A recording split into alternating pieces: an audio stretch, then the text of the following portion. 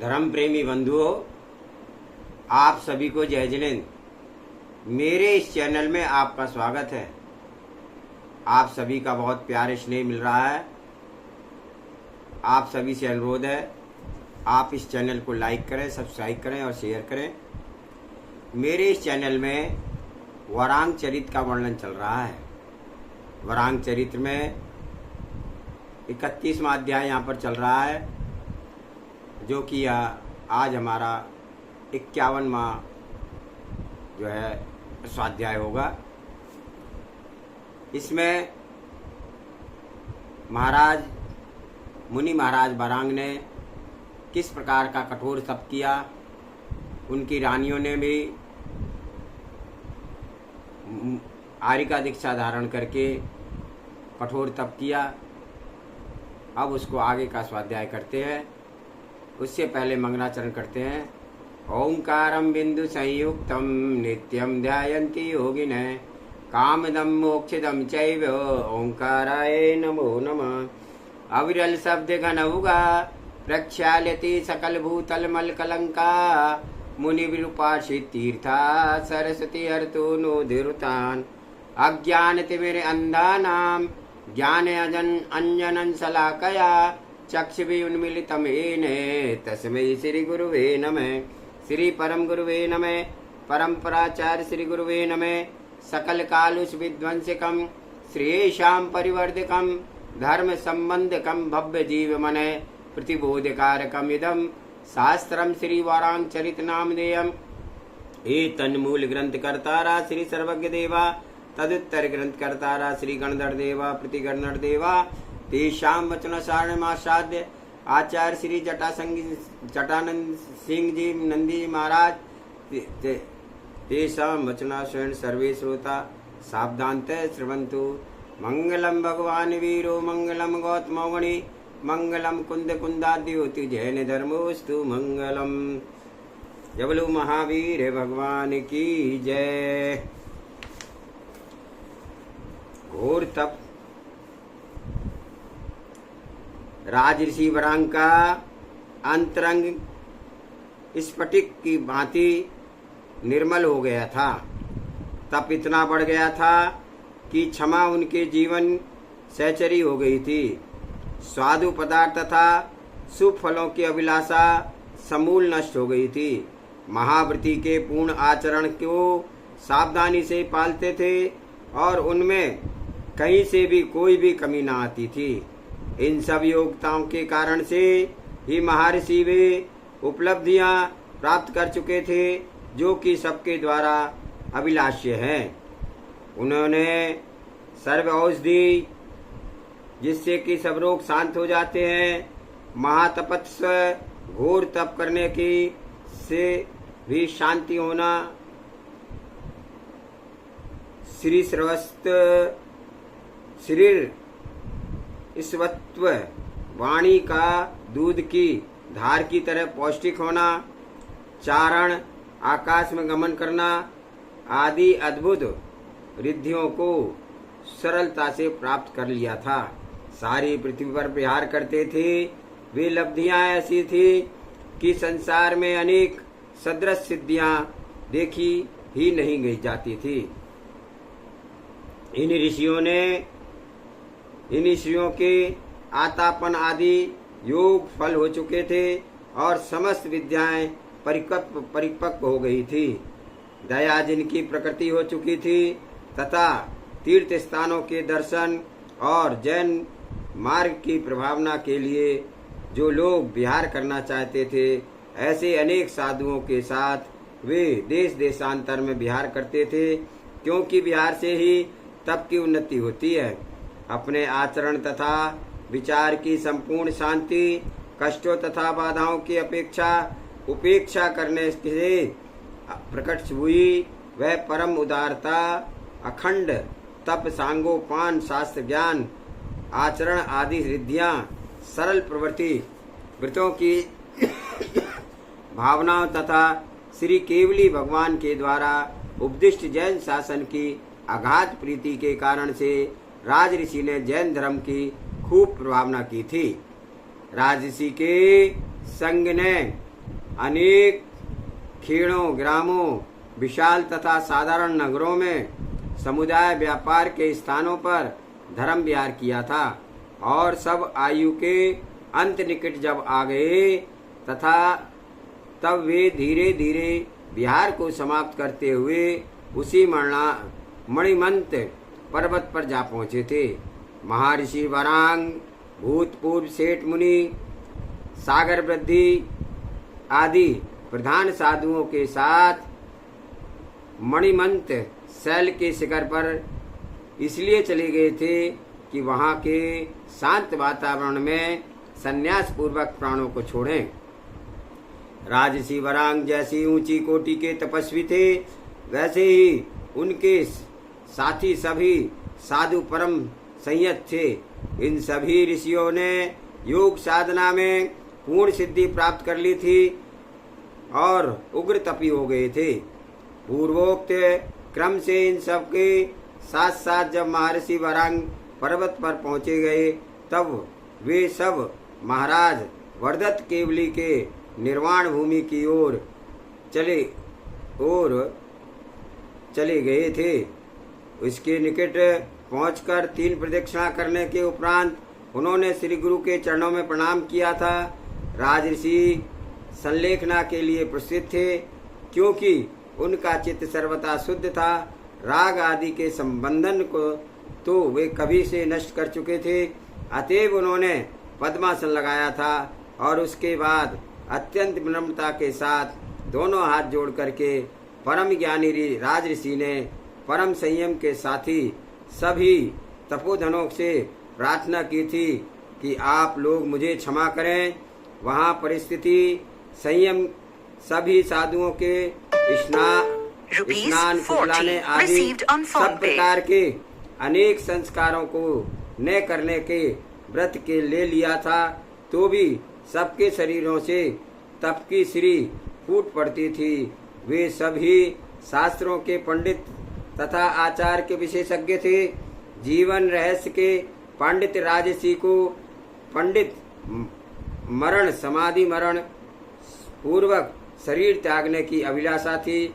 अतएव अन्य समस्त साधुओं के साथ उन्होंने भी पर्याप्त गमन, जिसमें अपने शरीर की परिचर्या न स्वयं करते हैं न दूसरों से कराते हैं, संन्यास धारण कर लिया था। भोजन पान आदि सभी क्रियाएं आरंभ तथा परिग्रह साध्य होने के कारण नूतन बंधन के कारण होती हैं। इसलिए विचार से उन्होंने जीवन की समाप्ति पर्यंत इन सबको छोड़ दिया था। इसके अतिरिक्त अन्य सभी आवश्यक प्रतिज्ञाओं को भी धारण करके तथा शरीर वीरता के साथ मोक्ष पर ही ध्यान लगा करके सुख और शांति पूर्वक ध्यान में मग्न हो गए थे। उनके ज्ञान की सीमा न थी। संक्लेश विक्लेश के मूल स्थान बाह्य और आभ्यंतर परिग्रहों का उनके पास लवलेश भी न था। लाभ हानि सुख दुख शुभ अशुभ आदि द्वंद्वों से बिल्कुल परे थे और शारीरिक कष्ट का प्रतिकार न करते थे। केवल स्वयं और ध्यान में परम अवस्था में ही विराजमान थे। इस जीवन अथवा अगले जीवन में उन्हें किसी प्रकार की अभिलाषा न थी, मरने की कोई अभिरुचि न थी और मित्रों से तथा किसी अन्य प्राणियों के किसी पदार्थ पर उन्हें ममत्व न था तथा जन्म जन्मांतर से चले गए स्त्री पुरुष संबंध के प्रति वे पूर्ण उदासीन थे और समस्त बंधनों को छोड़ करके महामुनि वरांग ने अपनी समस्त प्रवृत्तियों को एकमात्र मुक्ति मार्ग पर लगा दिया था। सबसे पहले उन्होंने यादवपति श्री नेमिनाथ भगवान के चरणों में नीति की थी कि जो 8 कर्मों के प्रबल पास को तोड़ करके मुक्त को चले गए थे। उसके उपरांत वाइस्मय तीर्थंकर से पहले समस्त जिनेन्द्र भगवानों को प्रणाम किया था तथा उन्हें भी साक्षी मान करके अपनी निष्पक्ष तथा सत्य आलोचना की थी। इतना करने के तुरंत बाद ही उनका अंतरात्मा पूर्ण शांत हो गया था और मति पूर्ण प्रबुद्धि हो गई थी और शारीरिक चेष्टाएं पूर्ण रूप से बंद हो गई थी और वे ऊपर को मुख करके समाधिस्थ हो गए थे। शास्त्रीय मार्ग के अनुसार ही उन्होंने अंतिम समय परम आवश्यक चारों प्रकार की आराधनाओं का आरंभ कर दिया था। सबसे पहले उन्होंने आराधना को ज्ञान आराधना को किया था। इसके आगे क्रम अनुसार सम्यक दर्शन को पुष्ट करने वाली दूसरी आराधना की थी। तीसरी आराधना तप को आश्रित थी, क्योंकि उसमें भांति भांति के उग्र तपों की विधान था, और अंत में चारित्र आराधना को लगाया था, जिससे कि वह चारित्र के सकल भेदों तथा उपभेदों का विस्तार था। जो समय की अपेक्षा प्रधान है अथवा विनय का आचरण में बढ़े चढ़े हैं, ऐसे लोगों के साथ सम्मान पूर्वक चिन्हों के आत्मवश उपायों के से केवल ग्रंथ पाठ अथवा अर्थ को मनन अथवा दोनों के अभ्यास, ऐसे दोनों प्रकार के उपायों के द्वारा जो कि ज्ञान अर्जन के साधन हैं, करना ही आराधना है।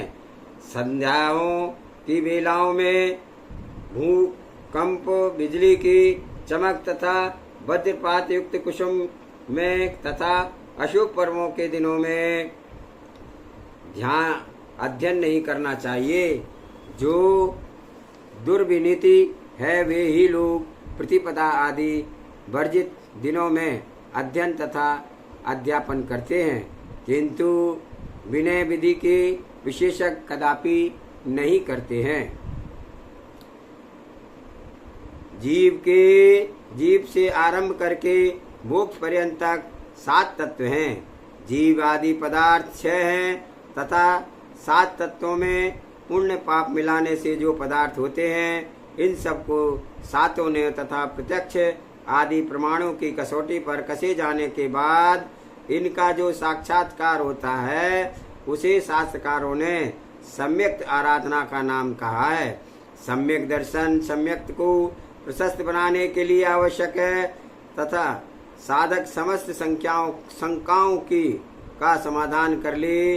निशंकित किसी प्रकार की घृणा न करना, अंतर में न रखे, निर्जीविक चिकित्सा और समस्त आकांक्षाओं को छोड़ दे। निकांक्षित धर्म प्रेमियों पर निस्वार्थ स्नेह, वात्सल्य और विवेक विधि पूर्वक सिद्धांत अथवा आस्था को न माने, अमूढ़ दृष्टि और सहधर्मी के क्षम्य भूलों को गुप्त ही रहने दे। उपगूहन, ये सब सम्यक की पूर्ति के उद्योतक तत्वों की शंका करना, साधना और फल स्वरूप किसी अभ्युदय की आकांक्षा करना, विवेक को नष्ट होने देना और दूसरों के सदोष सिद्धांतों की आवश्यक प्रशंसा करना तथा 6 पाप के साधक अनायतन है उनका सेवन करना, ये 5 सम्यक दर्शन के अतिचार हैं।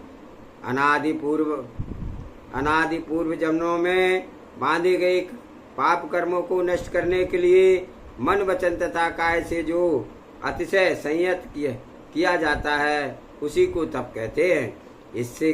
इसके करने से ऊंची कोटि के संयम की थोड़ी सी भी विराधना नहीं होती है। आत्मा के कलेश आदि अन्य मलिनता को यह स्वच्छ करती है तथा इसका आदर्श सदा ही संसार से ऊपर होता है।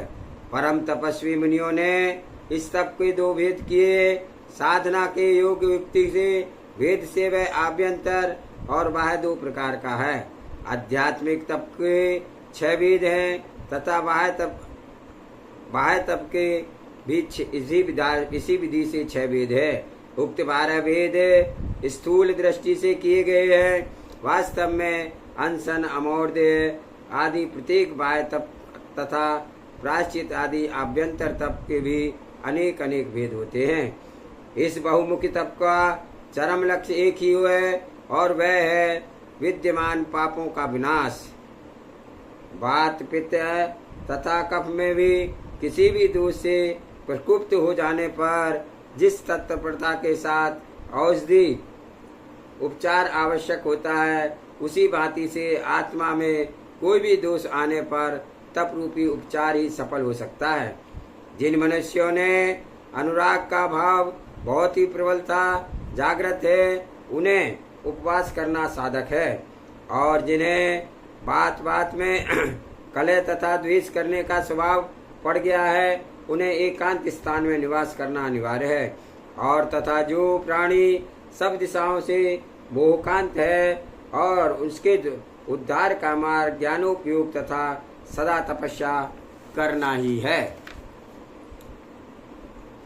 इस प्रकार से ग्रंथ मुनियों के सकल चारित्र की निम्न विधियां हैं, और सबसे प्रधान जो पांचों अहिंसा आदि महाव्रतों हैं, उनकी उपमा खोजना ही असंभव है।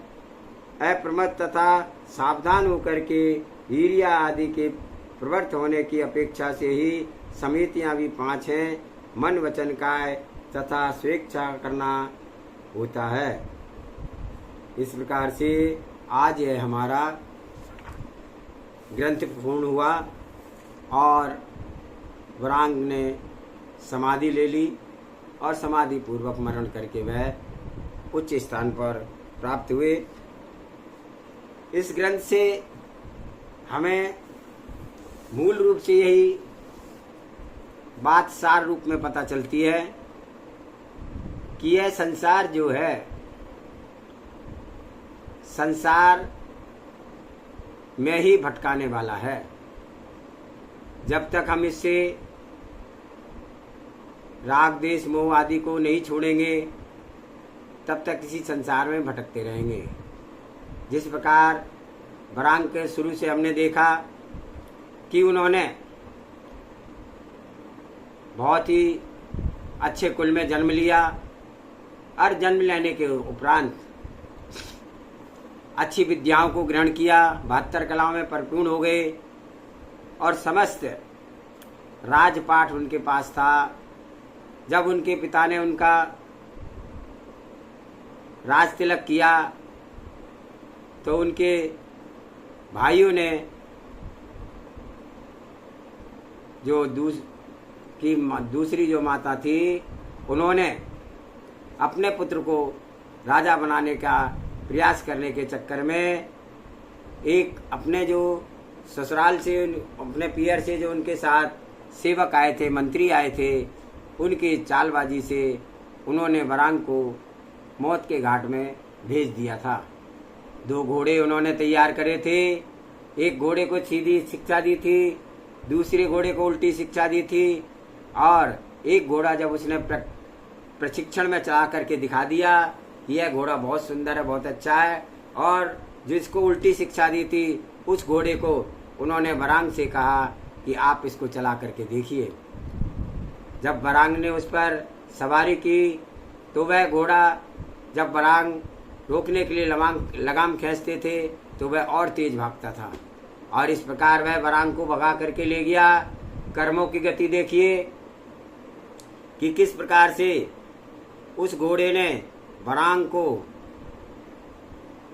हजारों किलोमीटर दूर किसी जंगल में जाकर के खुद मर गया और उसको वहां पर छोड़ दिया। वहां पर वरांग जंगलों जंगलों भटकता रहा, और भटकते भटकते उसने भीलों की सेना को, दूसरों की रक्षा की। तब उस भील ने उनको जो है उस जंगल से बाहर निकालने के लिए उसको बाहर छोड़ दिया। उसने कहा कि तुम हमारे राजा बन करके यहाँ पर रहो, लेकिन वरांग ने मना कर दिया, और उसने कहा सिर्फ मुझे जो है, उस भील के पुत्र को उन्होंने सर्प दोष से मुक्त किया, और उस भील ने उसको जो है वह जंगल से बाहर निकलने का रास्ता दिखाया। जब वह बाहर निकल करके उसने देखा कि यह एक तालाब है, तालाब के किनारे बहुत सुंदर है, और उसने सोचा कि इतने दिन हो गए मैंने स्नान नहीं किया है, तो मैं इस तालाब में स्नान कर लूँगा। यह सोच करके उसने बड़े अच्छे से स्नान किया, और स्नान करते करते वह तालाब के मध्य में पहुंच गया, और मध्य में पहुंचते ही वहां पर विशाल मगरमच्छ था, जिसने उसकी टांग को पकड़ लिया और तालाब में जैसे जैसे बरांग छूटने की कोशिश करता वह मगरमच्छ उसको और जोर से पकड़ता रहता। तब बरांग ने सोचा कि अब तो मेरा अंत होगा और कुछ नहीं। उसने श्री जिनेंद्र देव की भक्ति शुरू कर दी और भक्ति करते करते इतना लीन हो गया कि उसे ये होश ही नहीं रहा कि मगरमच्छ ने उसका पैर पकड़ रखा है। तभी वहाँ पर मन विहार करती हुई देवी आई और उन्होंने जब यह देखा कि यह कौन है जो कि जिनेंद्र देव की स्तुति कर रहा है, तब उन्होंने देखा और उसने अपने प्रभाव से उस मगरमच्छ से उसको छुड़वा दिया। मगरमच्छ से छूट करके वह बाहर निकला और बाहर आकर के जब वह वहाँ पर बैठा था तब उस देवी ने बहुत सुंदर रूप बनाया और बाहर आकर के बोले कि हे महापुरुष, आप युवा हो, सुंदर हो, अच्छे हो, आप मेरे साथ रमण करें, मेरे साथ चलें।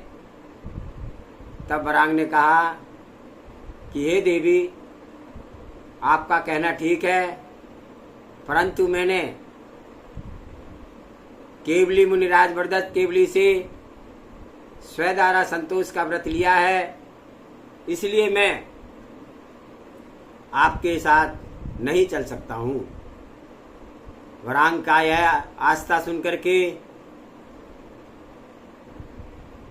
व्रत की दृढ़ता सुनकर के वह देवी प्रसन्न हुई और वहाँ से वह चली गई। अब वरांग उस जंगल से बाहर निकलने के लिए प्रयत्न कर ही रहा था कि अचानक आगे चलते चलते वहाँ पर जो है सेठ के लोगों ने उसको घेर लिया, उसको पकड़ लिया कि तुम कौन हो, कहाँ से आए हो और इस जंगल में क्या कर रहे हो, क्या करना चाहते हो, कहाँ के जासूस हो।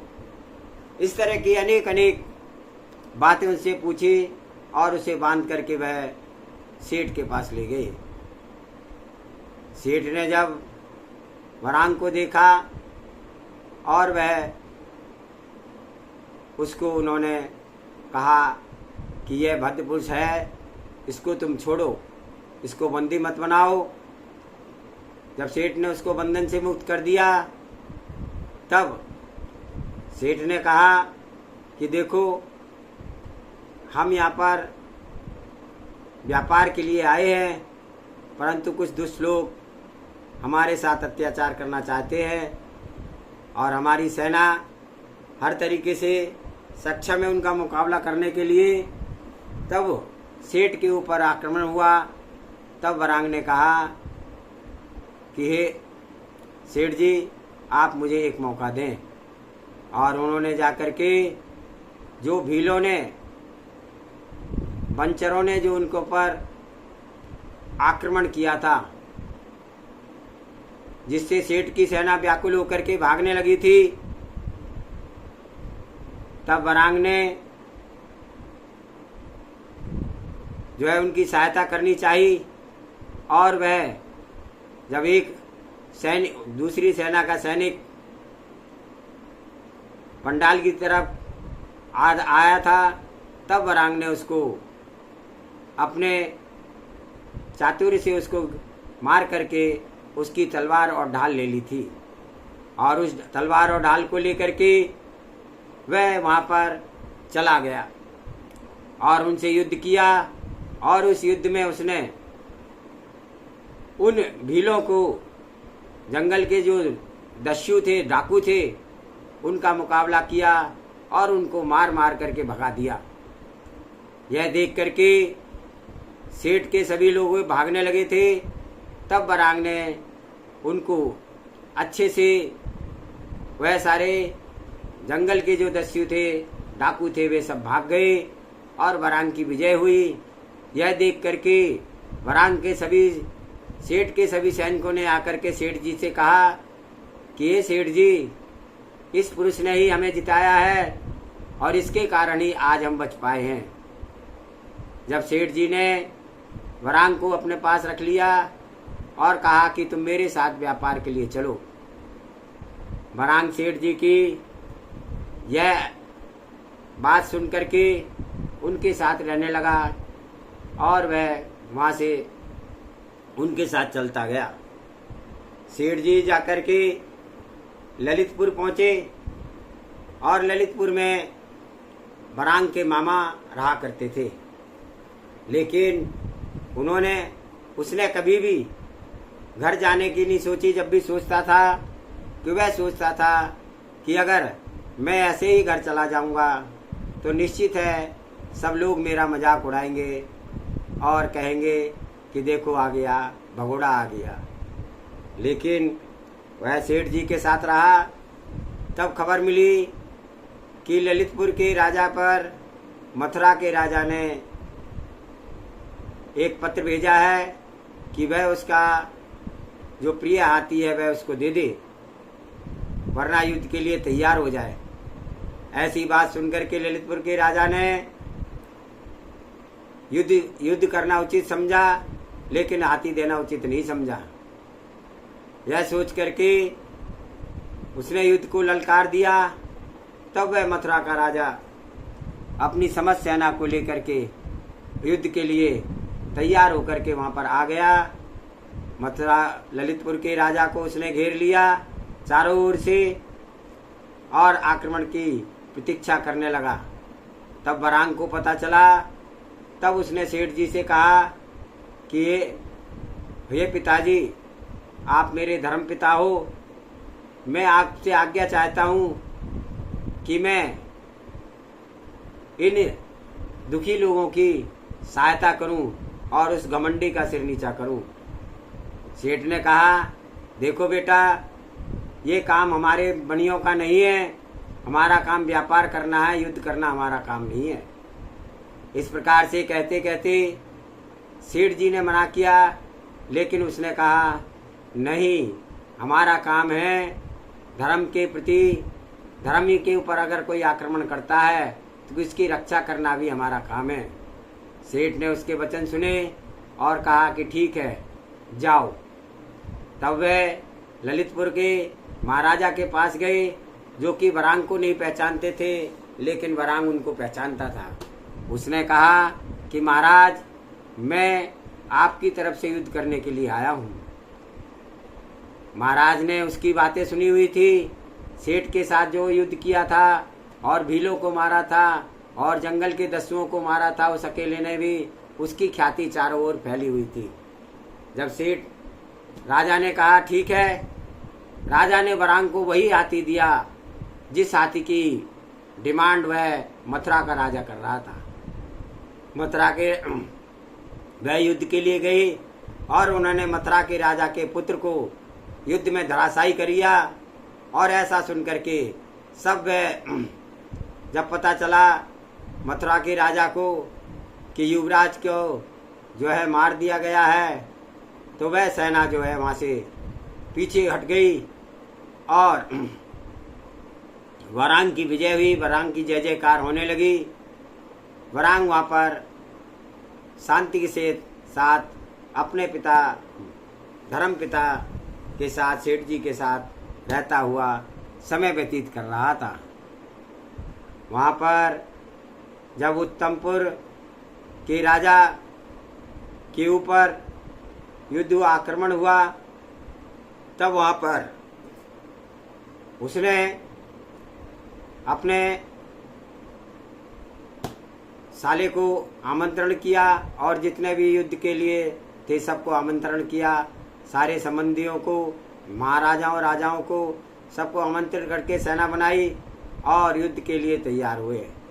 जब यहाँ से ललितपुर के महाराज की तरफ से बरांग गया और वह उसने वहाँ पर दुष्कर्मियों को बहुत अच्छा मजा चखाया और उत्तमपुर की विजय हुई। जब उत्तमपुर की विजय हुई तब उन्हें पता चला कि ये तो हमारे युवराज बरांग हैं, और वह उन्हें बरांग का वापिस आया और बरांग को पुनः राज दिया गया। बरांग ने राज प्राप्त करके जब उसके भाइयों की पता चला तो उन्होंने माफ़ी मांग ली कि हमने इसके साथ दुष्कर्म किया था, अभी हमें जिंदा नहीं छोड़ेगा। उन्होंने माफी मांग ली तो वरांग ने उनको माफ कर दिया और समस्त राज जो है उनको दे दिया और अपने लिए नया अनांगपुर का राज जंगल में जाकर के नया राज बनाया और वहाँ पर राज करता हुआ उसने अनेकों वर्षों तक राज किया अपनी रानियों के साथ और समस्त क्षेत्र में अपने रंका बता दिया। ताकि उससे उस राज में एक उसने बहुत ही सुंदर मंदिर बनवाया और उस मंदिर में नित्य नियम से पूजा अर्चना की और उसके पश्चात वरांग का कीर्ति चारों दिशाओं में फैलने लगी और वह अपनी रानियों के साथ एक दिन बैठा हुआ था कि छत पर बैठे हुए उदासी रूप से उसका टूटता हुआ बिजली को देखा तो उसका मन भी उचट गया और वैराग्य भावना प्रबल हो गई। उसने अपनी रानियों को समझाया कि अब वह संन्यास धारण करेगा। तब रानियों ने कहा तो हम किसके लिए यहाँ जिंदा रहेंगी, तो हम भी आपके साथ संन्यास धारण करेंगे। उसके बाद वह अपने पिता के पास गया, धर्मपिता को समझाया, धर्मपिता से आज्ञा लेकर के अपने पिता के पास उत्तमपुर गया। उत्तमपुर में उसने अपने पिता से आज्ञा ली, माता से आज्ञा ली, सबको समझा बुझा करके उसके साथ कई राजाओं ने आज्ञा जो है दीक्षा लेने का मन बनाया और वह दीक्षा के लिए आरूढ़ होकर के वरांग और उसकी 8 पत्नियां और अनेकों राजा वह जंगल में आचार्य वर्धत केवली के पास वहां पर पहुंचे और उन्होंने वहां से दीक्षा ली। दीक्षा लेने के पश्चात उन्होंने बहुत ही कठोर तप किया और कठोर तप करने के बाद पूर्ण समाधि की ओर आगे बढ़ गए। इस प्रकार से हमने यह वरांग चरित का वर्णन अपने छोटे शब्दों में किया और संसार की असारता को बताते हुए कि यह संसार अगर हमें पार करना है तो यह तप से ही पार किया जा सकता है, अन्यथा हम इसी संसार में भटक रहेंगे। सम्यक दर्शन, सम्यक ज्ञान, सम्यक चारित्री संसार को पार करने का एकमात्र साधन है। हमें उसको अपनाना है और अंतिम समाधि मरण करना है। इसी भावना के साथ आप सभी को जय जिनेन्द्र। आप सभी का बहुत बहुत धन्यवाद। आपने बड़े ध्यान पूर्वक समय निकाल करके इन सब शास्त्रों को अच्छे से सुना, समझा, लाइक किया, सब्सक्राइब किया। आप सभी को जय जिनेन्द्र। कल से हम यहाँ पर नया ग्रंथ लगाएंगे, द्रव्य संग्रह, और उसका स्वाध्याय करेंगे। जावानी के ज्ञान से सूझे लोकालोक, सो वाणी मस्तक नमो सदा देत हूँ दुख। हे जिनवाणी भारती तोय जपो निर्णयन, जो तेरी शरणा गए सो पावे सुख चैन। देव भजो अरिहंत को गुरु सेवा निर्गंध, दया धर्मपाल हो सदा यही मोक्ष का पंथ। 9 बार नमोकार मंत्र।